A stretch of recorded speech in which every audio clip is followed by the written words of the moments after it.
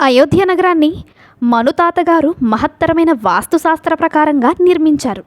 ఇక్కడ మనుతాతగారు అంటే ఎవరనుకుంటున్నారు? శ్రీరామచంద్రుల వారి మునిముత్తాత అన్నమాట. ఆయన ఈ నగరాన్ని సూర్యవంశరాజులందరికీ నిలయముగా మార్చి వారి కీర్తి ప్రతిష్టలు పలుమూలలా వ్యాప్తి చెందేలాగా ఆ నగరాన్ని తీర్చిదిద్దారు.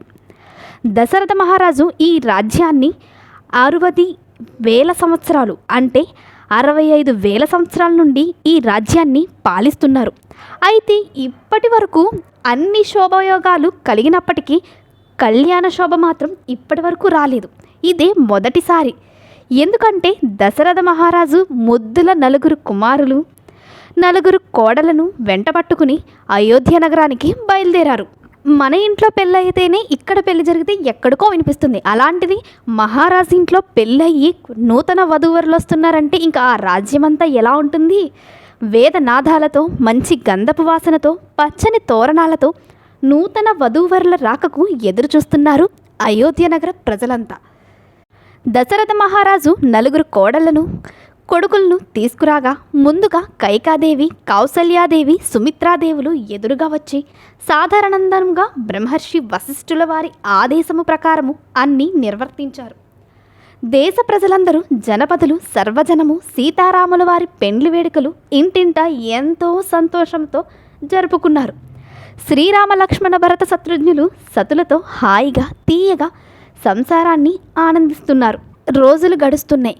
కేకయ మహారాజు తన కుమారుడైన యుధాజిత్తును భరతుణ్ణి తీసుకురమ్మని అయోధ్యకు పంపాడు. వచ్చిన యుధాజిత్తును దశరథుడు సాదరముతో ఆదరించాడు. ఒకరోజు యుధాజిత్తు మేనల్లుడైన భరతుణ్ణి, నాయనా, మీ తాతగారు నిన్ను చూడాలని ఎంతగానో పరితపిస్తున్నారు. అందువలన నీవు నాతో వచ్చి తాతగారి కోరికలు తీర్చు అని చెప్పాడు. అప్పుడు భరతుడు ఆనందించి 3 మాతృదేవులకు చెప్పి వారి ఆశీస్సులు అందుకుని పితృదీవుని దగ్గరికి వచ్చి వారి దీవెనలు గ్రహించి బయలుదేరగా భరతునితో జంటగా ఉన్న శత్రుఘ్నుడు వస్తాననగా అలాగే అని భరతునితో మేనమామతో తాతగారి దగ్గరికి వెళ్ళాడు.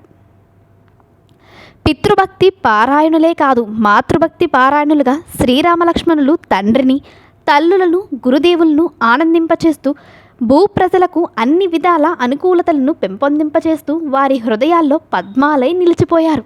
ఇలా కాలచక్రము తిరుగుతూ ఉండగా ఒకరోజు దశరథ మహారాజు తన మంత్రి అయిన సామంత పురోహిత దండనాథ పౌర జనపదులున్న మహాసభలో, ఓ మహాజనులారా, మాన్యులైన మా సూర్యవంశ మహారాజులు మంగళకరంగా ముల్లోకాలకు ప్రసిద్ధులుగా పరిపాలించారు.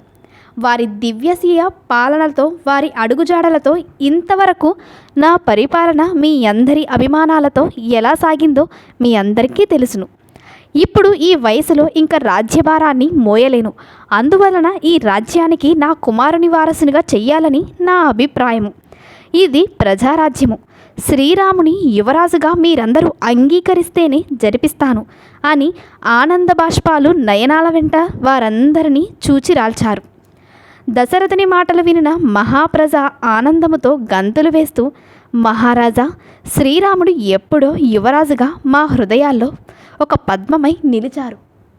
ఇంతకాలము తమ నోటి వెంపట ఈ మాట వినాలని ఎంతగానో ఎదురు చూస్తున్నాము అనగా దశరథుడు ఎంతగానో పొంగిపోయారు. మహారాజా, శ్రీరాముని హృదయము తమకంటే మాకే ఎక్కువగా తెలుసు. అతని యందున్న సుగుణాలు మీరు అభిమానంతో గ్రహించలేరు. ప్రజలలో ఏ విధమైన బాధ కలిగినా వారి బాధలను తనవిగా భావించి ఆయన ఆ ఆపదను తీరుస్తారు అన్నారు సభాసదులంతా. గురుబ్రహ్మ వశిష్ఠ మహర్షికి నమస్కరించి, సూర్యవంశానికే గురువులు మా వంశ బరువు బాధ్యతలు మోసి మాకు చిరకీర్తిని ప్రసాదించినవారు. శ్రీరామునికి ఈ వసంత సౌరభంతో పట్టాభిషేకము జరిపించాలి అని అడిగారు. అప్పుడు వశిష్ఠుల వారు, మహారాజా, మీ అభిప్రాయము ముల్లోకాలకు హర్షణీయము. రేపే సుముహూర్తము అనగా సభావారందరూ ఉబ్బి తబ్బిబ్బులయ్యారు. ఈ పనిలో వ్యవధి లేదు. అందువలన అందరూ అందముగా అన్ని పనులు చకచకా నిర్వర్తించండి అన్నారు గురుదేవులు. సర్వ సంబరాలు ఈ రాత్రికి సమకూర్చి అగ్నిహోత్రుని భవనానికి చేర్చాలని మహారాజు ఆజ్ఞ చేశాడు. సుమంత్రుని శ్రీరాముని తీసుకుని రమ్మని పంపగా శ్రీరాముడు వచ్చి ముందుగా గురుబ్రహ్మకు మహారాజుకు సాష్టాంగ వందనములందించి సభాసదులకు నమస్కారాలు అర్పించారు. బాలభాస్కరుడు మెరుపుతో ఉన్నట్టు శ్రీరాముడు జజ్వలమయంగా ప్రకాశిస్తున్నాడు. సభాసదులందరూ తమ చూపులన్నీ శ్రీరాముడిలో చిక్కుకుపోగా అందరూ చేష్టలు విడి అనిమిషులయ్యారు. కుమార, కౌసల్య కుమార, సూర్యవంశానికే అలంకారము తేగలిగేవాడివి నీవే. ప్రజా హృదయాలను చురగొని వారి గౌరవాది అభిమానాలతో ఇంతకు ముందే మెలిగావు. నిన్నీ సామ్రాజ్యానికి అభిషేకించి నేను విశ్రాంతి తీసుకోవాలి అని అనుకుంటున్నాను. పౌరులందరూ అదే అభిప్రాయంతో ఉన్నారు. నీవు ధర్మకర్మతో ఈ సామ్రాజ్య భారాన్ని నిర్వహించడానికి సిద్ధపడాలి. అప్పుడు రాముడు శిరసు వంచాడు, పితృదేవునకు నమస్కరించాడు. అనంతరము మహారాజసభను చాలించాడు. ఈ వార్త కౌసల్యాదేవికి తెలిసి పట్టరాని ఆనందముతో తన దాసదాసి జనానికి ఎన్నో కానుకలు ఇచ్చింది. దశరథుని భవనానికి వెళ్ళి శ్రీరామునికి సుమంత్రునిచే కబురు పంపించింది. శ్రీరాముడు వచ్చాడు. మాతృదేవి పాదాబ్జాలకు సాష్టాంగ నమస్కారాలు చేశాడు. తల్లి, నేను సీతా ఉపవాస దీక్ష గావించాలి, నన్ను యువరాజ సామ్రాట్టుగా చేయాలని గురుదేవుల ఆజ్ఞ. రాముని ఆ వాక్యాలు విని చంద్రుని చూసిన పాలవిల్లిలాగా కౌసల్యాదేవి ఉప్పొంగిపోయింది. ఇంతలో అక్కడికి లక్ష్మణుడు వచ్చాడు. లక్ష్మణ, నీవు నా ప్రాణ సమానవుడు, నీవు యువరాజువే అని ఆనందమందహాసాన్ని చిందించాడు. శ్రీరాముడు, ఏ భోగభాగ్యాలైనా మనమిద్దరము సమానంగా పంచుకొనాలి. ఇంతలో వశిష్ఠ మహర్షి అచటికి రథముపై రాగా శ్రీరాముడు ఎదురేగి పూజనీయ గురుదేవుల పాదాబ్జాలకు సాష్టాంగ వందనాలు అందించాడు. ఆ భవనానికి తోడ్కుని వెళ్ళారు. దశరథ మహారాజుకు సర్వము తెలిపి సీతారాములకు ఉపవాస దీక్ష ఇచ్చి తన ఇంటికి వెళ్ళాడు కులగురువు. దశరథునకు అన్ని అపశకునాలే కానవస్తున్నాయి. గ్రహాలన్నీ ఆగ్రహంతో వక్రించి ఉన్నట్లు దైవజ్ఞులు తెలుపుచున్నారు. ఏది ఏమైనా శ్రీరాముని పట్టాభిషేకము కనులారా తిలకించాలని మహారాజు అభిప్రాయము. దశరథ మహారాజు ఇవన్నీ చూసి తన భవనానికి వెళ్ళాడు. శ్రీరామ పట్టాభిషేక వార్త మందమలయ నిలము సువాసనలు వెదజిల్లినట్లు అయోధ్య నగరమే కాదు, రాజ్యమంతా పాకింది. ఇంకా చూడవలసిందేముంది? సమస్త జనులు హృదయాలు ఒప్పొంగి ఆనందసాగరాన ఈదుతూ ఉన్నారు. ఎక్కడకున్న వారక్కడే ప్రయాణమయ్యారు. రాజధానికి ఎవరి నోట విన్నా శ్రీరామ పట్టాభిషేక వార్తే. వృద్ధులు, పెద్దలు, జ్ఞానులు, భక్తులు, ముక్తులు అందరి నోట శ్రీరామనామమే ప్రతిధ్వనిస్తుంది. కోసల రాజ్య రమణి ఇన్ని దినాలకు తగిన భర్తను పొందాలని ఉవ్విళ్ళూరుతుంది. సమస్త జనులు హృదయాల్లో ఎప్పుడు పట్టాభిషేకం, బాలబానుడెప్పుడు వెలుగురేఖలను నింపుతాడని రాజ్యమంతా ఎదురుచూస్తుంది. ఆ రాత్రి అంతా కోసల రాజ్యానికి జాగరణమే. ఎవరి నోట విన్నా రామతారక నామమే, అమృతోపమయమైన శ్రీరామనామమే అందరూ జపించేది. ఈ పట్టాభిషేక సందడి గాలి దూరని ప్రదేశాల్లో కూడా వ్యాపించింది. అంతఃపుర సౌధగ్రమంపై ఆనందము నాట్యముగా వీస్తుంది. ఒక పరిచారికను చూసి, ఓసి, ఏమిటే ఈ గందరగోళమంతా అన్నది వక్రమార్గగామి మందర. ఓహో, పాపం, నీకు శ్రీరాముని పట్టాభిషేకమని తెలిసి కూడా ఎగతాళి చేస్తున్నావేమే మందర అంది పరిచారిక. ఇంకేముంది, మందరకు రామనామమన్న కాలసర్పంలా విషమే క్రక్కుతుంది. ఆ పాదమస్తకము మంటలెగిస్తున్నాయి, ఆవేశము కట్టలు త్రెంపుతున్నాయి. ఆ వార్త తలపై పిడుగులా పడింది. పరుగెత్తి గాఢ నిద్రావస్థలోనున్న కైకాదేవి దగ్గరకు వెళ్ళింది. ఓసి నిద్రమొద్ద, అక్కడ అయోధ్య నగరమంతా తగలబడుతుంటే ఇక్కడ నీకు నిద్ర ఎలా వచ్చిందే పనికి మాలిందానా అని బోరుని ఏడుస్తుంది మందర. త్రుళ్ళిపడి లేచింది కైకమ్మ. మందర, ఏడుస్తున్నావేమే, నీకేమొచ్చింది అంది కైక. నాకేమీ రాలేదు, నీ కొంపే మునిగిందే తెలివి తక్కువదానా అంది మందుర. నీ బ్రతుకంతా బూడిదపాలు, నీ నెత్తి మీద పెద్దమ్మ ఇనుప గజ్జల తల్లి తాండవమాడుతుందే. రేపు రాముడు యువరాజవుతాడు, దాంతో మన ఇరువురు బ్రతుకులు మంటగలవలసిందే అంది. అయ్యో అయ్యో, ఎంత మాయగాడు, ధర్మాత్ముడు, గుణవంతుడు, నీ మీద ఎంతగానో అభిమానాలొలికిస్తూ నీవే సర్వమన్నట్టు నటిస్తూ తుదకు ఎంత జరిగిపోయిందే నీకు. నీకు ఎంత చేశాడో పోనీ, నీకు చేసింది అటుంచుదాం, మహారాజు కావలసిన నీ కుమారునికి ఎంత పని చేశాడే తల్లి. ఇదంతా మాయ, నటన, మంత్రం, కుతంత్రం. అంతా ఇంత కాదు, మీ తల్లి బిడ్డల నెత్తి మీద బండ పడవేశాడే అని ఏమేమో అనుచుండగా చిరాకుగా, మందరా, ఏమొచ్చిందే, ఈ సోదంతా ఏమిటే, ఎవరికి ఎవరు చేశారే చెప్పమంది కైక. నాకేమైనా బాధ లేదు. మహారాజు వంశాన్ని ఉద్భవించిన నీకు ఎంత ఘోరం జరుగుతుంటే నేనెలా ఊరుకునేది? నీవు కాలసర్పాన్ని కంఠానికి చుట్టుకున్నావు, పెద్ద పులితో చెలగాటలాడుతున్నావు. అమ్మో, ఎంత మహానటుడే, ఎంత టక్కరి, ఎంత ద్రోహము నీకు జరిగిపోయిందే అంది. నీకు ఇంత నిద్ర ఎలా వచ్చిందే? బుడిబుడి ఏడుపులతో పైట చెరుగుతో మేము తుడుచుకున్నది మందర. కైకదేవి ఇవన్నీ విని సాభిప్రాయముగా సానందముగా లేచి కూర్చుంది. హృదయారవిందము ఆనందముతో విప్పారించి మందరను ప్రక్కకు కూర్చుండబెట్టుకుని కైకాదేవి, ఆహా, ఎంత మధుర మంగళకర ఆనందవార్త అందించావే మందర, నీకు ఏమియాలో పోనీదిగు అని తన గలసీమలో గల పచ్చల తరహారాన్ని ఇచ్చి కౌగలించుకుంది. నా శ్రీరాముడు ఎప్పుడు పట్టాభిషక్తుడవుతాడో అని ఆ దేవతలందరినీ ఎంతగానో ప్రార్థన గావిస్తున్నానో నా హృదయానికే తెలుసు. నాకు భరతుని కన్నా అన్ని విధాల శ్రీరాముడే మిన్నా.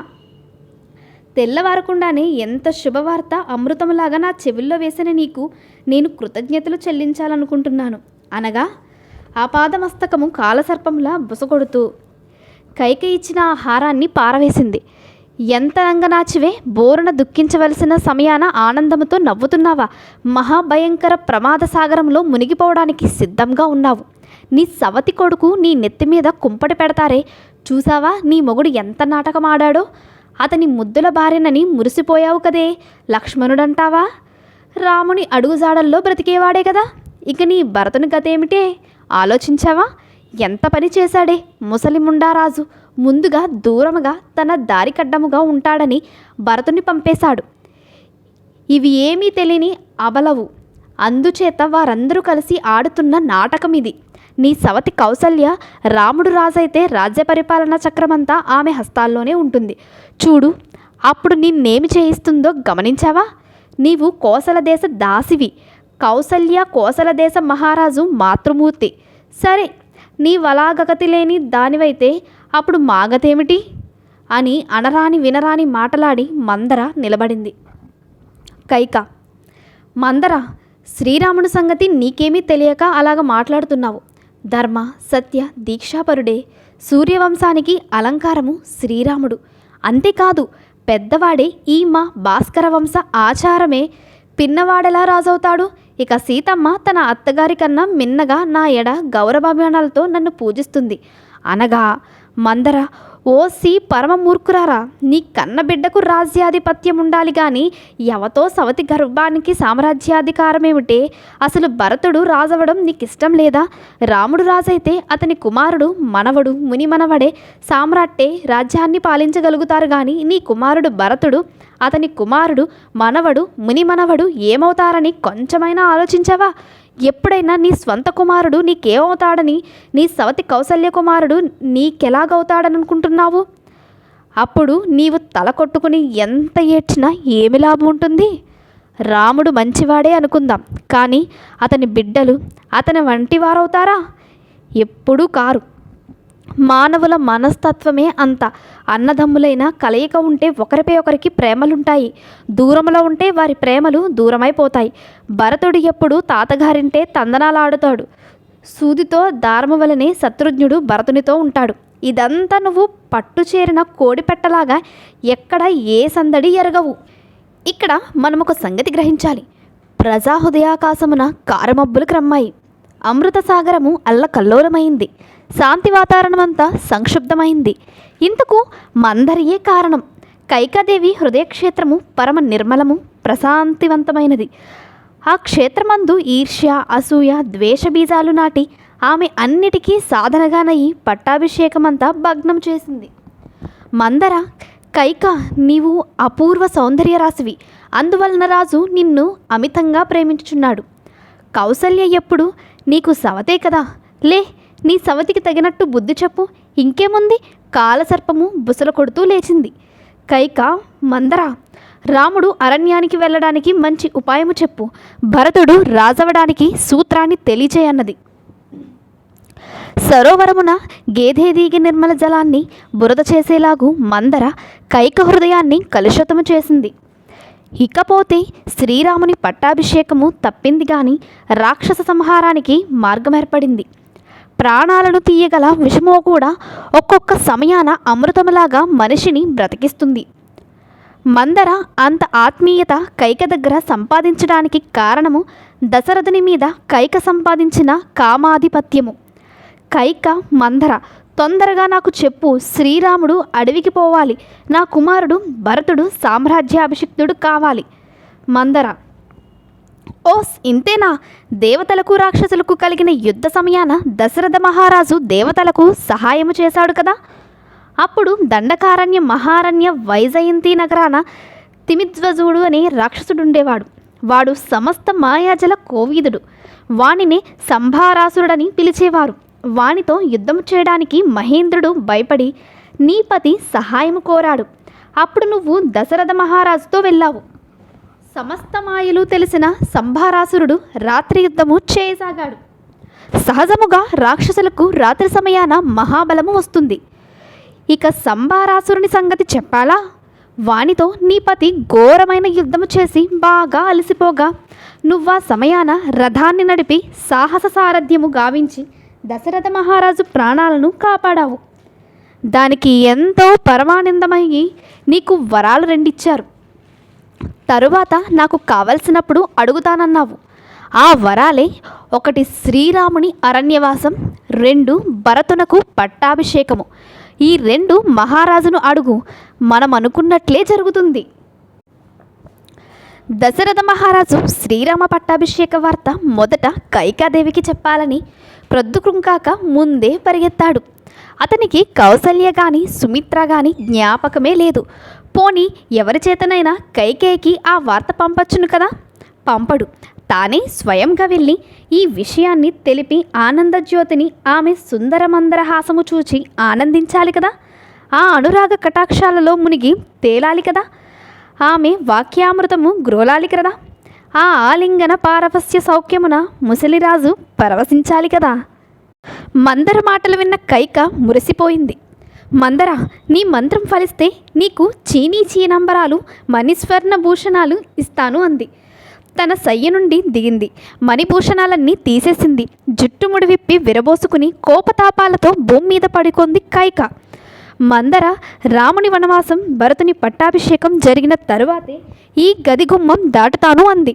శ్రీరామాభిషేక మహోత్సవానికి సర్వసంబరాలు ఏర్పాటు చేసి దశరథరాజు తానే స్వయముగా కైకకు ఈ విషయం తెలపాలని వచ్చాడు.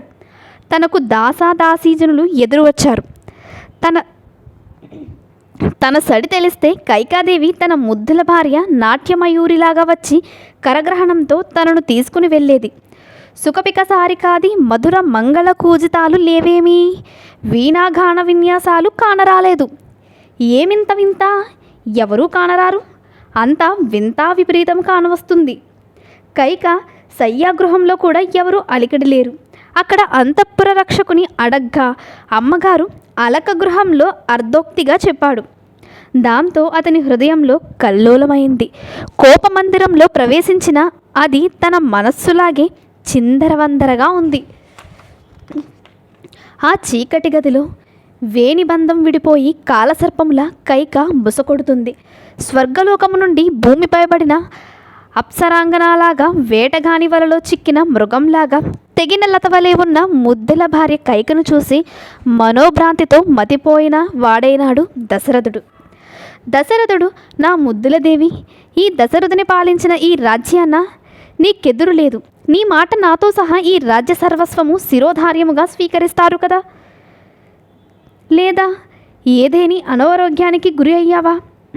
మన ఆస్థాన వైద్యులందరూ ఉన్నారు కదా. నా సర్వము నీది. నీకేమి కావాలో కోరు, వెంటనే తీరుస్తాను. కైక వికటంగా నవ్వి, మహారాజా, ఏమి నీ మాటలు వినడానికి చాలా ఆనందముగానే ఉన్నాయి. ఇంతవరకు నా మాటకు ఏమీ ఎదురులేదు. తమకు నాపై ప్రేమ ఉంటే నాపై ఒట్టివేసి చెప్పండి. ఆ మాట ఆలించిన దశరథుడు కైకను కౌగిలించుకుని, నా ప్రియులారా, ఇన్ని సంవత్సరాలు నాతో ఉన్న నీకు నా హృదయమే అవగతమవలేదా? ఈ భూమిపై శ్రీరాముడు తరువాత నీవు, నీ ఇరువురే నా పంచప్రాణాలు. కనురెప్పపాటు రాముడు కానరాకున్న నా ప్రాణాలు నిలువవు. నా ముద్దుల రాణివైన నిన్ను చూడకుండా ఒక్క క్షణము బ్రతకలేను. ఇంతకు నీ కోరిక నాకు వినిపించు. కైక: మహాసంతోషముతో నిజముగా సత్యవాజ్ఞములు కాలవాడివైని సూర్యచంద్రాది పంచభూతాలు సాక్షిగా సకల దేవతల సాక్షిగా వీర ధర్మసుడవైన సర్వ జీవరాశుల సాక్షిగా చెప్తున్నాను విను. ఎన్నో నాళ్ళయింది. అది దేవదానవ మహారణక క్షేత్రము. అందులో అంధకారబంధురమైన రాత్రి భాగంలో ఘోర మరణాకాండంలో తమను నేను కాపాడాను. ఆ సమయాన నీవు నాకు 2 వరాలిచ్చావు, గుర్తుందా? ఆ 2 వరాలు మీరు నాకు ఇవ్వాలి, లేదా నేను ప్రాణత్యాగము గావిస్తాను. మహారాజు, తమరు జాగ్రత్తగా నేను చెప్పింది వింటున్నారు కదా అంది. ఇప్పుడు శ్రీరామ పట్టాభిషేక సుముహూర్తాన మన ప్రియపుత్రుడు భరతుడు పట్టభద్రుని చెయ్యాలి. 2వ వరం, శ్రీరాముడు 14 సంవత్సరాలు జటవల్కలధారిగా మహారణ్యంలో ఉండాలి. ఇవి ఆనాటి 2 వరాలు, వాటిని ఇప్పివ్వండి అని అంది. తలపై పిడుగులు పడ్డట్టు మూర్ఛలో మునిగాడు దశరథుడు. కొంతసేపటికి తేరుకుని, ఇది కళ, నా మతి భ్రమణ, నేను నిజంగా దశరథుడినేనా కానా? సింహాన్ని చూసిన లేడిలాగా భూమిపై పడిపోయి ఏడుస్తున్నాడు. కొంతసేపటికి లేచి, ఓసి దుర్మార్గురాల, రాక్షసి, కామ పిశాచి, శ్రీరాముడు తన తల్లి కన్నా మిన్నగా నిన్ను మాతృదేవత అని పూజించేవాడు కదే, అటువంటి వానికి ఎందుకింత శిక్ష విధించావు? నీవు కాలసర్పానివి, పవిత్ర రాజవంశ సంజాతవాని మా సూర్యవంశమునకు తెచ్చానే, ఇంతటి బ్రహ్మరాక్షసివని అనుకోలేదు. నా శ్రీరామచంద్రుణ్ణి అరణ్యానికి పంపడానికి నీకు నీ నోరెట్లా వచ్చిందే? అతడు నీ ఎడగావించిన తప్పేముందే కాలరాక్షసి. నా సర్వ సంపదలను, నా రాజ్యాన్నంతా విడిచిపెట్టగలను గాని నా రాముణ్ణి విడవలేను. అతనిని అడవుల పాలు చేస్తావా? సత్యధర్మ దయాశీలి మహర్షి వంటివాడు, క్షమాగుణవంతుడు, అహింసావ్రతుడు, సూర్యవంశానికే కీర్తి తేగలిన వాడిని అరణ్యానికి పంపుతావా? నా 2 హస్తాలతో నీకు పాదాభివందన గావిస్తున్నాను. శ్రీరాముణ్ణి అరణ్యానికి పంపకు, మా సూర్యవంశాన్ని మంటగలపకు, బోరున ఏడ్చాడు దశరథుడు. మొదలు నరికిన పెనువృక్షములా కూలిపోయాడు. ఓసి ఇక్ష్వాకు వంశ నిర్మూలినివి, నీకెవరు చెప్పారే? లేక నీకే ఇంత ఘోరమ కలిగిందా? రాముడు రాజా అయితే నీకొచ్చిన నష్టమేముంది? దేశ ప్రజలందరూ రామరాజ్యం ఎప్పుడొస్తుందని ఎదురు చూస్తున్నారు. నీవడిగిన ఈ వరాల వలన వంశానికి, ప్రజలకు, దేశానికి నీకు ఎంత వినాశమవుతుందో కొంచెమైనా ఆలోచించవా? నీవు దుష్టబుద్ధివి గాని ధర్మరథుడు భరతుడు శ్రీరాముడు కాదని తాను మాత్రము రాజుగుటకల్లా నీ నీచ రాక్షస బుద్ధి అప్పుడందరకు అవగతమవుతుందని పరమధర్మమూర్తి ఘోరాన్యారాలకు పొమ్మని ఏ ముఖము పెట్టుకుని చెప్పగలవే? ప్రజలు, మంత్రులు, వేదవిధులు, మహర్షులు, పురోహితులు గల మా మహాసభలో రాముడు రాజని చెప్పి వచ్చాను. అటువంటి నేనేమి రేపు చెప్పాలి? నా పంచప్రాణాలు రాఘవుడు. అతడు అరణ్యాలు పడితే నేను బ్రతకగలనా? దర్బారులో అందరూ నన్ను పట్టుకుని నిలదీసి అడిగితే వారికి నేనేమి సమాధానం చెప్పాలి? సర్వకాల సర్వావ్యస్థలో తన పాతివృత్య ధర్మ ప్రకారము నాకు సేవించిన కౌసల్యతో నీ రాముడు అరణ్యానికి వెళ్తాడని నేను ఎలా చెప్పాలి? నీ అంతగా ఆమెను చూడలేదు. రాఘవుడు అరణ్యానికి వెళ్ళిన ఉత్తరక్షణంలో నా పంచప్రాణాలు వానితోనే పోతాయి. పరమ సాధ్వీలామ సీతమ్మ రాముని వీడి బ్రతకగలదా? ఎన్ని జన్మలలో నేను చేసిన ఘోర పాపము నీ రూపాన నన్ను పట్టుకున్నది? దశరథుడు కామమోహితుడని చరిత్రల్లో మహాకవులు నల్లసిరాతో వ్రాస్తాడు. రాముడు గురుకుల క్లేశాలు తప్ప ఇతర బాధలు అతనికి తెలియవు. అటువంటి వానిని ఘోరారణ్యానికి పంపమని నీకు నోరెట్లా వచ్చిందే? కైక, మాతృపితృవాక్యపాలకుడు నా రాముడు. నీ వరాలు చెవిలో పడితే ఒక క్షణము అయోధ్యలో ఉండక తక్షణము అరణ్యవాసానికి వెళ్తాడు. సుమిత్ర, కౌసల్య, నేను ముగ్గురము ప్రాణత్యాగం చేస్తాము. ఇంకా శత్రుఘ్న లక్ష్మణులంటారా? అందరూ అంతమందితే నీవు హాయిగా అయోధ్య రాజ్యాన్ని నీ నెత్తిన పెట్టుకుని ఊరేగుదువు, హాయిగా ఉందువు. భరతుడు రాజుగా 100కి 100 పాళ్ళు అంగీకరింపడు. ఒకవేళ అంగీకరిస్తే నా అపకారకర్మ చెయ్యడానికి పనికిరాడు. సమస్త రాజ్యభోగాలను అనుభవించున్న రాముడు మహారాణ్యాలలో ఎలా ఉండగలడు? రాజన్నలు నిత్యము అరగించు రాముడు మహారణ్యంలో కాయలు, దుంపలు ఎలా ఆరగిస్తాడు? కంటకావృత మహాపన్లు పాదచారిగా ఎలా సంచరించగలడు? అసలు ఈ దుష్టబుద్ధి నీకే పుట్టిందా, లేక ఎవరైనా నీ చెవుల్లో నూరిపోసారా? స్త్రీ జాతిలో నీ చరిత్ర, పురుష జాతిలో నా చరిత్ర నిత్యము అందరి నోళ్లలో నాని సూర్యచంద్రులున్నంత వరకు ఉండిపోతూనే ఉంటుంది. ఆ బాల్యముగా శ్రీరాముని భరతుని కన్నా మిన్నగా ప్రేమించావు. అదంతా నిజమని భావించాను. ఇంతగా నాటకమాడతావని తెలియలేదు. నాకు నీ యందున్న దుర్వ్యామోహమే ఇంత చేసింది. ఇలాంటి కాలసర్పానివని నాకు తెలియలేదు. పరమధార్మికుడు, వేదంగాలు గురుముఖాత అభ్యసించినవాడు, పరమ సత్యరతుడు, ఒక్క పరుషవాక్కు ఎప్పుడు ఉచ్చరింపని పరమ సాత్వికుడు నా రాఘవుడు. అటువంటి వానిపై పగబూనిన నీలాంటి కాలసర్పాన్ని చంపిన పాపం లేదు. అలా అని దశరథ మహారాజు కైక పాదాలపై పడిపోయాడు. కైక రోషముతో, ఓహో, ఎంత కపట నాటకమాడి నన్ను వివాహము గావించుకున్నావు. సత్యహరిశ్చంద్రుని వంశోద్ధారకుడవని కాదు. అయ్యో పాపము, ధార్మికుడవు. నన్నెంతో అందాలమెక్కించి ఊరేగింపచేస్తానన్నావు. నిన్నలవలసిన పని లేదు. నా తల్లిదండ్రులు ననాలి. వృద్ధుడవగు నీవున్న ముద్దు ముచ్చట్లు జన్మించిన ఇక్ష్వాకు వంశాన పుట్టిన నీ వంటి వాణిని నేను చూడలేదు. అప్పుడెందుకు వరాలిచ్చావు? ఆ వరాలు ఇప్పుడడిగితే ఎందుకిలా ఏడుస్తావు? అనగా దశరథుడు, దుర్మార్గురాల, శ్రీరాముడు వనవాసానికి, నేను అమరలోకానికి నీ వెళ్ళ రెండు ఒక్కమారే జరుగుతాయి. అప్పుడు హాయిగా రాజభోగాలు నీ అనుభవిద్దువుగానిలే. ఇంత అంత 60,000 సంవత్సరాలు సంతానము లేక ఎంతో చింతిస్తూ బాధపడ్డాను. తుదకు పరమధార్మిక పట్టభద్రుడు, ధీరవీర శూర శిఖామణి అయిన రాముణ్ణి కన్నాను. ఆ పరమపావుణ్ణి ఘోరారణ్యానికి పంపి ఆ పాపకూపంలో ఎలాగ మునిగి తేలాలి అని భూమిపై పడి మూర్ఛపోయాడు. శక్తిలో, గొప్ప సాహసములో, గాంభీర్యములో, కార్యనిర్వహణలో పురుషుల కన్నా పొలితిమిన్న కైక ఈ సమయమున ప్రదర్శించిన స్మరణశక్తి, సమర్పించిన అసమాన ప్రతిభా ప్రభావాలు ఎంతోమంది ఎంతగా తనపైకి వచ్చిన చలింపని హిమాచలము వంటిది. ఎందరు నిందించిన తొనకని బెనకని క్షమా సంపదనులు అసమాన్యాలు. ఆమె ప్రజలకు మెత్తబడలేదు, తిరస్కారాలకు కుంజలేదు, ప్రార్థనలకు లొంగలేదు, బెదిరింపులకు జడియలేదు. ఆమె బెల్లం కొట్టిన రాయిలా ఆ రంగము ఏలగుంది. సంక్షోభ విక్షోభాలతో కల్లోలిత సాగరంలాగుంది. కోపావేశాలకు ఆటపట్టు ఆ రంగస్థలము. ఆ విష పరిణామాలకు ఆధారమైంది కైక. ఉగ్రరూప శక్తియే కైక, చండిక కూడా. సహస్ర ముఖాల ప్రకటించే సరస్వతీదేవి కైక. ఆమె మూర్ఖత వెలగించే మొసలిపట్టు కదా. విరసముగా విజృంభించే విశ్వశక్తి వీచికయే గాని అల్పజ్ఞుని అశక్తమైన అసమర్థత కాదు. నిద్రాణమైన నిఖిల శక్తి నిలిచి ఒక్కమారు విజృంభించిన, ఒకే లక్ష్యముగా, ఒకే కార్యాన, ఒకే భావన కేంద్రీకరించి దేదీప్యమానముగా వెలుగుందింపచేసే తన క్రూర కోపానాల తేజాన అందరూ నిర్వీర్యులను చేసింది. సాహసమెంత, గాంభీర్యమెంత, సంకల్ప పాటవమెంత, నిగ్రహోదగ్రత ఎంత, ఏకాగ్రత ఎంత, స్థితప్రజ్ఞ ఎంత, ఆ పాత్రలో గల మహత్తర శక్తిని చూపించాడు మహర్షి. కైక, ఓ సత్యరాజా, నీకు సన్నిపాత రోగమా? ఏమి ఈ మాటలు? ఈ క్షణములో రాముణ్ణి వర్తమానము పంపి రప్పించండి. భరతుని పిలిపించి అతన్ని అయోధ్య రాజ్యాభిషిక్తుణ్ణి చెయ్యండి. ఈ విషయాన్ని మార్చడము ఎవరి వశము కాదు.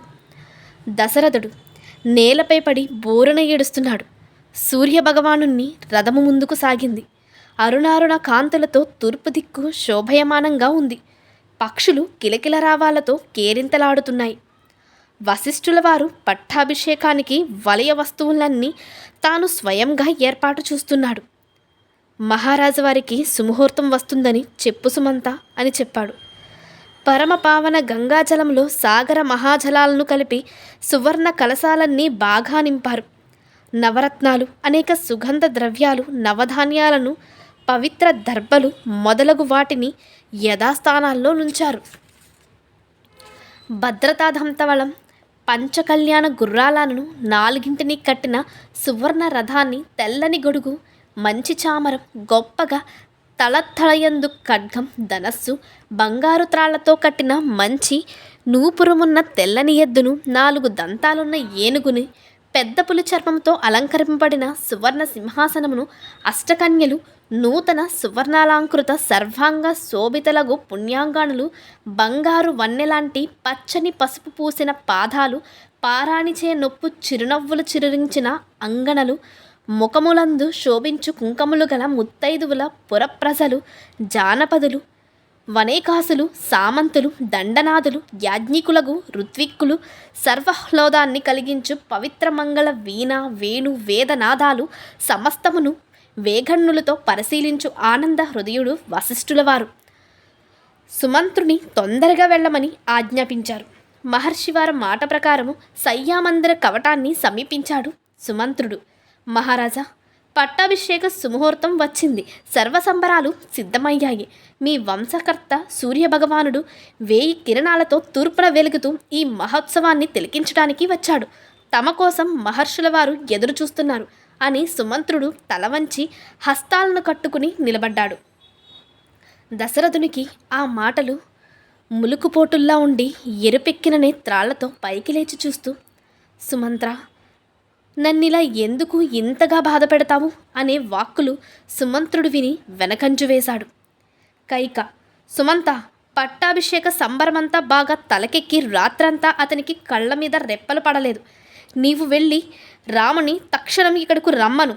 ఇది మహారాజు వారి ఆజ్ఞ. రాజు, రాముణ్ణి వెంటనే తీసుకునిరా. మహారాజు కొరకు అందరూ నిరీక్షిస్తూ ఒక్క సుమంతుడే రావడం చూసి ఆశ్చర్యపోయారు. పట్టాభిషేకాలంకృతుడైన శ్రీరాముడు ఉన్నతాసనాన కూర్చుని ఉండగా సీతమ్మ వింజామర వీచుతుంది. చిత్తా నక్షత్రయుతుడగు చంద్రునిలాగున్న శ్రీరామునికి నమస్కారాలించారు. కౌసల్యకుమార, కైకేయి భగవాన ఉన్న మహారాజు మిమ్ము రమ్మన్నారు.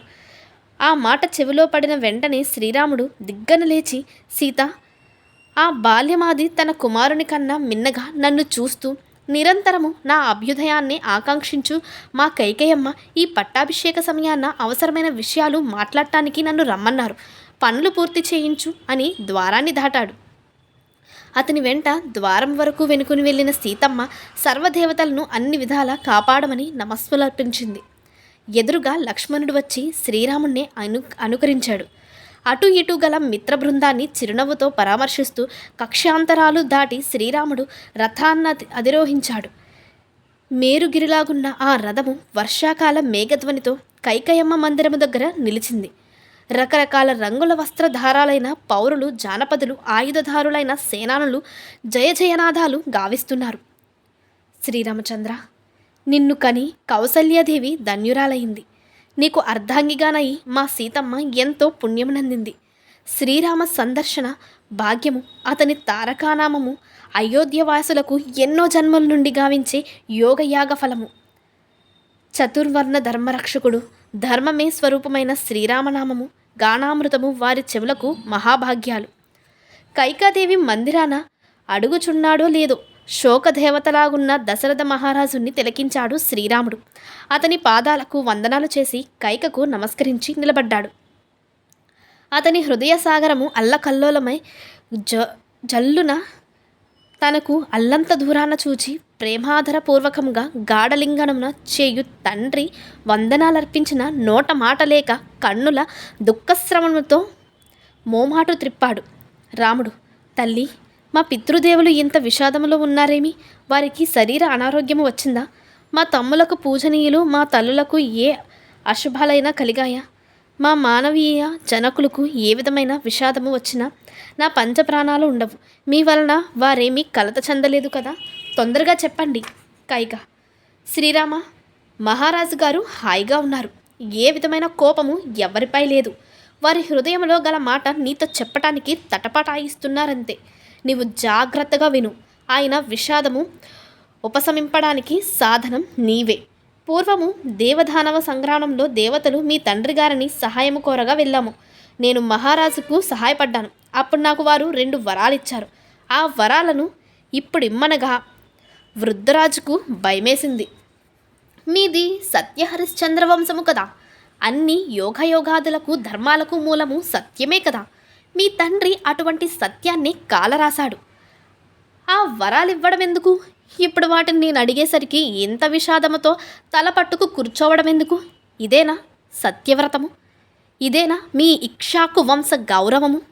నీవా 2 వరాలు పాటిస్తే మహారాజు సత్యప్రతిష్టతో దుఃఖాన్ని చూసి హాయిగా ఉంటారు అనగా రాముడు చేతులు జోడించి, మాతా, నన్న బాల్యముగా ఎరిగిన నీవే ఇలా మాట్లాడడం ధర్మమా?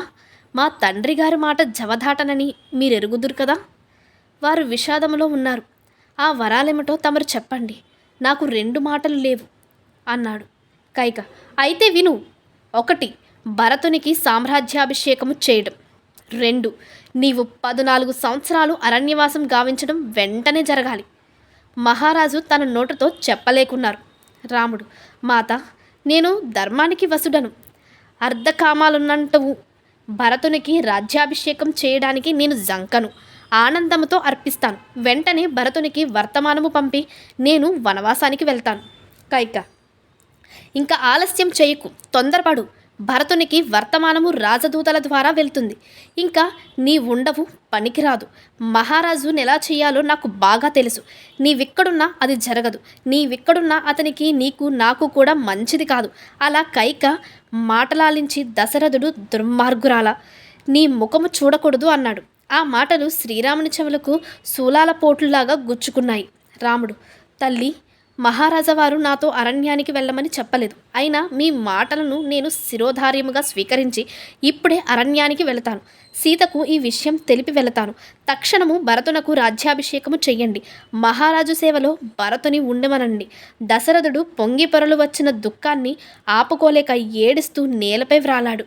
దశరథ మహారాజుకు ముమ్మారు ప్రదక్షిణ గావించి కైకాదేవి పాదాలంటి ఈవలకు వచ్చాడు. ఈ విషాదాన్ని విన్న లక్ష్మణుడు ఏడుస్తూ శ్రీరాముని వెన్నుంటాడు. ధీరోద్దాత్తుడు, ధర్మమూర్తి అయిన శ్రీరాముడు తనకు పట్టాభిషేకము జరిపించుటకు సర్వ ప్రజలు సిద్ధమైనప్పుడే భావముతో ఉన్నాడో అరణ్యవాసానికి వెళ్ళమని కైక కఠినంగా పలికిన, అలాగే చెక్కు చెదరని ముఖ కవలికలు, భావము, ఆ పాదమస్తకము అలాగే ఉన్నాడు. అణుమాత్రము మారలేదు. ప్రశాంత చిత్తముతో మాతృమూర్తి కౌసల్యాదేవి దగ్గరకు కాలినడకతో వెళ్ళుచున్నాడు.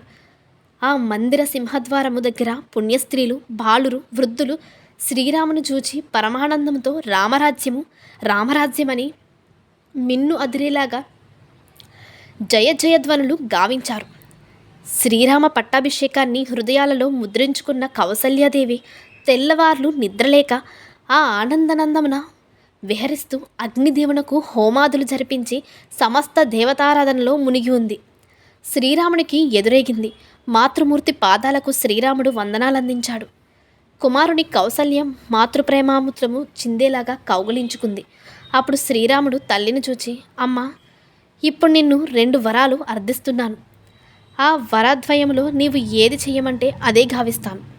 1, మన వంశానికి సూర్యభగవానుడు మూలపురుషుడు, తరువాత మనువు, మందాత, సత్యహరిశ్చంద్రుడు, ఇక్ష్వాకుడు, రఘువు, అజ్జుడు, తర్వాత మా తండ్రి దశరథ మహారాజు. వీరికెవ్వరికీ దక్కని ముజ్జుగాలు వేణ్ణెల్లో కీర్తించగల సత్కీర్తిని పొందిన కుమారుడు కావాలనా? 2, లేక రాజ్యపాలనలో కొందరు దూషించడం, కొందరు భూషించడం గల అతి సామాన్యమైన కుమారుడు కావాలనా? నీవే నిర్ణయించు మాత అన్నాడు. కౌసల్య, పుత్ర, ఏ తల్లి అయినా సత్కీర్తిని పొందిన కుమారుణ్ణి వంచిస్తుంది. అదీకాక అతిలోక సత్కీర్తిని గాంచిన కుమారుడు కావాలని వాంఛిస్తుంది. అందువలన మొదటి రకము పుత్రుడే నాకు కావాలి. రాముడు, అలాగైనా 14 సంవత్సరాలు వనవాసానికి వెళ్ళాలి. నన్ను హృదయము నిండుగా ఆశీర్వదించు అన్నాడు. ఇంకా కౌసల్య మారు మాట్లాడలేకపోయింది. మాతృదేవి, 14 ఏండ్లు 14 నిమిషాలు వెలనే అరణ్యాన్ని గడిపి వచ్చి నీ పరమ పవిత్ర పాదాలపై వ్రాలతాను అన్నాడు రాముడు. అంతేకాదు, తల్లి మాతృదేవోభవ, పితృదేవోభవ అని వేదవాక్కు. ముందుగా నీ వాక్యాన్ని పాటించి అనంతరం పితృదేవుని వాక్యము పాటిస్తానని విషయమంతా కౌసల్యాదేవికి వివరించాడు. కౌసల్య, కుమార, నీ జన్మ కేవలం తల్లిదండ్రులమైన మమ్మును ఉద్ధరించాలని, అయోధ్య రాజాన్ని పాలించి ఆ ప్రజలకే అమ్ముడుపోవాలని కాదు.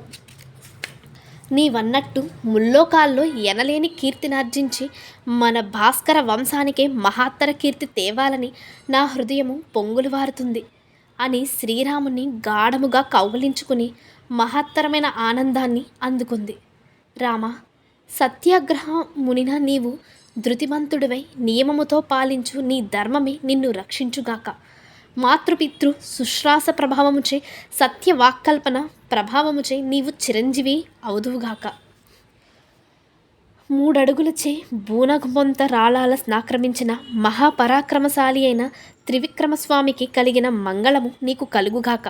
మంగళాలనిచ్చు ఋతువులు, సాగరాలు, ద్వీపాలు, వేదాలు, లోకాలు, దిక్కులు అన్నీ నీకు సర్వమంగళాల ఇచ్చుగాక అని మంగళ శాసనముతో అభిషేకించింది. చందనమాలభరణాలతో శ్రీరామునికి జపమంత్ర శక్తులతో విశల్యకరణిని రక్ష కట్టింది. కుమార, నేను నిత్యము పూజలు గావించే దేవగణాలు, శివాదులు, మహర్షులు, భూతులు, మహాసురులు, నాగులు, దిక్కులు అరణ్యానికేగు నీ హితము సర్వకాలాల్లో కోరుదురు కాక అని కౌసల్య శ్రీరామునిపై మాతృప్రేమామృతాన్ని ఒలకబోసింది. ఇదంతా చూస్తున్న లక్ష్మణునికి ఆ పాదమస్తకము శరీరమంతా ఉడికెత్తింది. కైకవరాలు దశరథుని వాగ్దానము శ్రీరాముడు ఒప్పుకోవడము చూసి ఆ వరాలు కోరడానికి తల్లికి ఇవ్వడానికి తండ్రికి ఏముంది హక్కు, అలాగా వాటిని పాటించడానికి ఈ రామునికి హక్కు ఎక్కడిది అని అన్నాడు. ప్రేమహర్ద్ర మనస్సుతో లక్ష్మణ, నీ అభిమాన సంపద, నీ పరాక్రమము నేను బాగా ఎరుగుదును. జగమున ధర్మనన్నిటినీ మించింది. ధర్మముచే సత్యము ఒదిగింది. కుమారులకు తండ్రి వాక్యాలే కర్తవ్యము. అందువలన నీ ఆవేశము మంచిది కాదు అని ఎంతగా చెప్పినా లక్ష్మణుడు బుసకొట్టుచున్నాడు. కౌసల్యను చూచి, మాత, శ్రీరాముడు అరణ్యానికి వెళ్ళడం నాకు ఇష్టం లేదు, వీల్లేదు. కామానికి బానిసై మహారాజు నిన్నడవికి పంపిస్తాడా? అతడు వృద్ధుడు, విపరీత మార్గానుసారి. అతని మాటలు మనమెంత మాత్రము పాటింపరాదు. మంచివారికి ముప్పు తప్పదంటారు. నిన్నెదిరించి భరతునికి ఈ రాజ్యము దారాదత్తము చేసే శక్తి ఎవరికీ లేదు అని మహాకోపము క్రక్కియున్న లక్ష్మణ్ణి చూచి, లక్ష్మణ, ఎందుకిన్ని మాటలు? ఏమైనా నేను పితృదేవుని మాట తప్పకుండా పాలిస్తాను. ఇదే సన్మార్గము. కౌసల్యాదేవి దుఃఖముతో, రామ, ఏమి ఈ విపరీతం? ఈ లక్ష్మణుడు మీ తండ్రి గారిని చంపుతానంటున్నాడు. ఇంతకన్నా ఘోరమేముంది? ఇంక నేను బ్రతికి ఏమి కావాలి అనగా రాముడు, మాత, నాకు పితృవాక్య పాలన ఆవశ్యక కర్తవ్యము. పరశురాముడు మాతృమూర్తిని వధింపలేదా? లక్ష్మణ్ణి చూచి, లక్ష్మణ, ఏమి నీ తొందరపాటు అనగా లక్ష్మణుడు శాంతించాడు. వనవాసాన్ని గూర్చి సీతమ్మకు చెప్పడానికి శ్రీరాముడు వెళ్ళాడు. సీత, నేనడవిని కేగుచున్నాను. ఇది నా పితృదేవుని అనుజ్ఞ. నువ్వు అర్ధాంగిగా అనుమతించు. నేను క్షేమముగా తిరిగి వస్తాను. నిండు హృదయముతో నన్ను పంపు అని అన్నాడు రాముడు. సీత, ఆర్యపుత్ర, తల్లి, తండ్రి, సోదరుడు, కొడుకు, కోడలు తమకు గల పుణ్యాలను అనుభవిస్తారు. కానీ భర్త భాగ్యాన్ని యోగ్యముగా భావించగలది అర్ధాంగే కదా. అందువలన నీతో నేను అరణ్యవాసము చెయ్యాలి కదా. భార్యాభర్తలు సహధర్మచరులు. మిమ్మును అనుసరిస్తాను. నీవు కోపతాపాలను విసర్జించావు. నీ కపకారము గావించే సవతి తల్లిని సహజ సహన భావముతో సైకరించావు. ఆపై పుత్రునికే రాజ్యమీయమంటూ అటు ఇటు చూడక అంగీకరించావు. నా సర్వ సుఖానందానుభూతి నీయందే ఉన్నాయి. అంతేకాదు, నిన్నెడబాసిన స్వర్గసుఖమైన నాకు నరకమే అవుతుంది. తన మాతృమూర్తి కౌసల్యాదేవి దగ్గర నెగ్గగలిగాడు రాముడు. కానీ సీతమ్మ దగ్గర అతని నిగ్రహము నీరైంది. దుఃఖము పెళ్ళుబిగింది కూడా. రాము, సీత, నీవు నాతో వనవాసాల పాలవుట నాకు ఇష్టం లేదు. నీవు నీ నిలయమందే సర్వధర్మకార్యాలు నిర్వర్తించు. సీత, ప్రభు, భర్త చెంతనే భార్యకు సర్వసౌఖ్యాలు ఉంటాయి. భర్త పాదఛాయ విశిష్యతే అని నేను పూర్వము నేర్చుకున్నాను. సీతమ్మ ఇంత ధర్మ విశ్వాసము, ధర్మాచరణ దీక్ష గల సాధ్వీమని ఎగుట మహర్షి వాల్మీకి రామాయణ ప్రారంభాన సీతాయాశ్చరితం మహత్ అని 2 చేతులెత్తి ఎలుగెత్తి ఘోషించాడు.